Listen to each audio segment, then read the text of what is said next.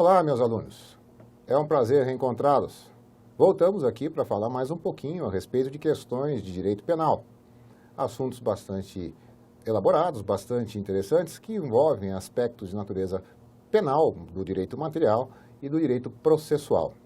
Meu nome é Marcos Masqueto, sou professor universitário, mestre em Direito Penal e Processo Penal e advogado criminalista. Trouxe para que nós conversássemos um pouquinho hoje mais uma questão que foi solicitada em provas do passado que foram cobradas dos pleiteantes a carteirinha da OAB. Nós vamos falar um pouquinho agora a respeito da seguinte questão. À luz da lei que dispõe sobre os juizados especiais criminais, Lei 9.099 de 95, assinale a alternativa correta. Alternativa A. A competência do juizado será determinada pelo lugar em que se consumar a infração penal. B. A citação será pessoal e se fará no próprio juizado, sempre que possível ou por edital. C. O instituto da transação penal pode ser concedido pelo juiz sem a anuência do Ministério Público.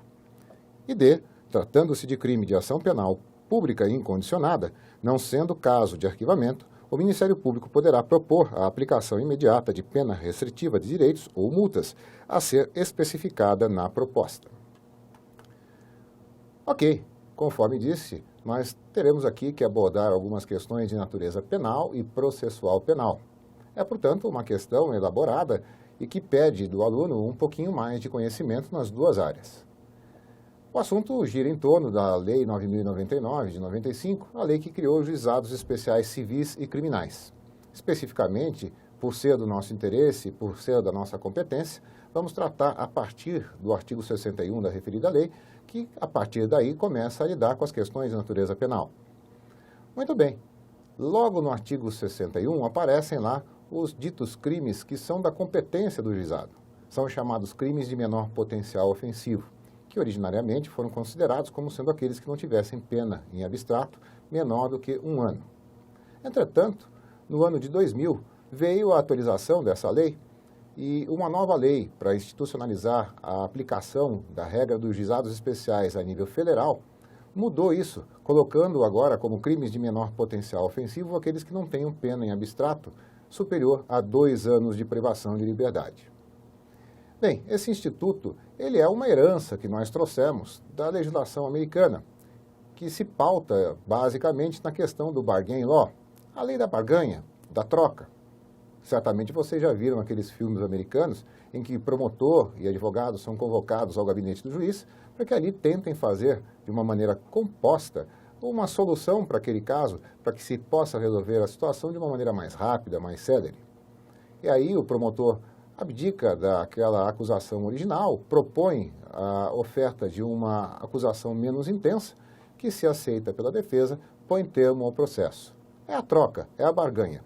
Nós trouxemos isso para cá, especificamente trazendo 3 institutos que são consagrados lá na lei americana. A questão da conciliação, que deve ser feita antes de qualquer tipo de intervenção judicial, e nessa circunstância compõem-se as pessoas envolvidas no fato supostamente criminoso, o suposto autor e a suposta vítima. Se eles chegarem a uma composição, levam ao juiz esses termos para que possa então ser homologada. A segunda situação seria da transação. Agora atuariam, então, as partes do processo, acusação e defesa.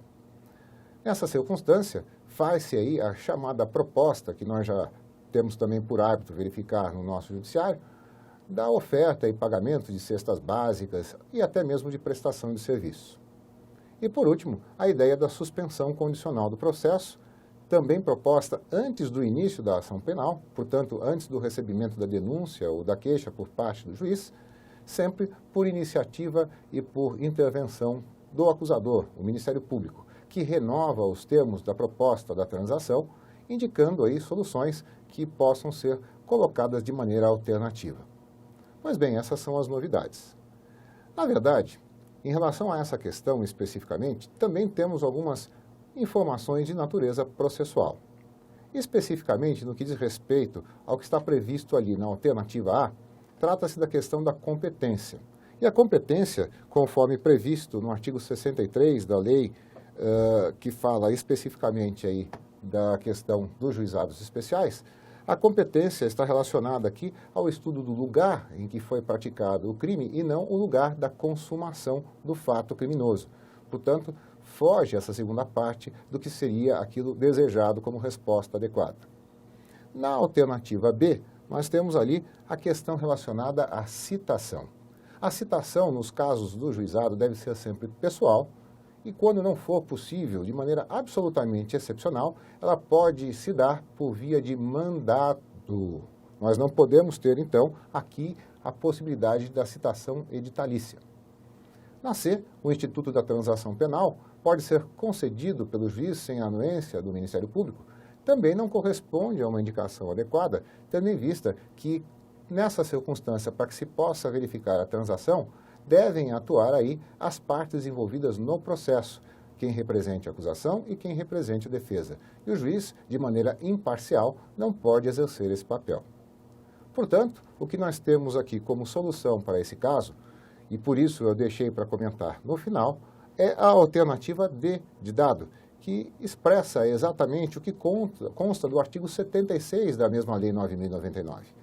E está assim redigido. Tratando-se de crime de ação penal pública incondicionada, não sendo caso de arquivamento, o Ministério Público poderá propor a aplicação imediata de pena restritiva de direitos ou multas a ser especificada na proposta. É, portanto, a expressão exata do termo contido no referido artigo 76 da Lei 9.099. Muito bem, a alternativa D, portanto, é a alternativa correta para essa questão. Muito obrigado mais uma vez pela oportunidade e espero reencontrá-los em breve. Até lá!